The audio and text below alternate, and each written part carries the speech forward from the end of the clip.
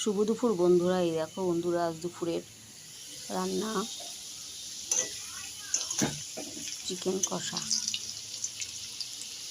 আমি আলুগুলো আগে ভেজে নিচ্ছি ভালো করে।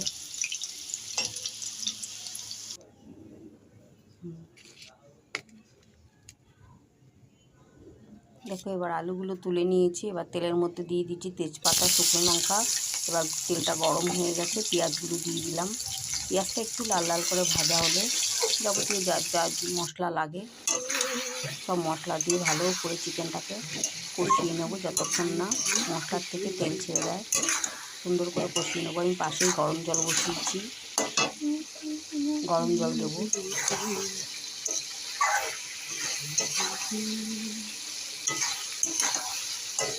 দেখতে থাকো বন্ধুরা। এই দেখো গরম জল বসিয়েছি। এই যে আমার হয়ে গেছে রান্না। দেখো তো বন্ধুরা কেমন হয়েছে রান্নাটা। অবশ্যই তোমরা কমেন্ট করে জানিও, লাইক করো, কমেন্ট করো। টাটা।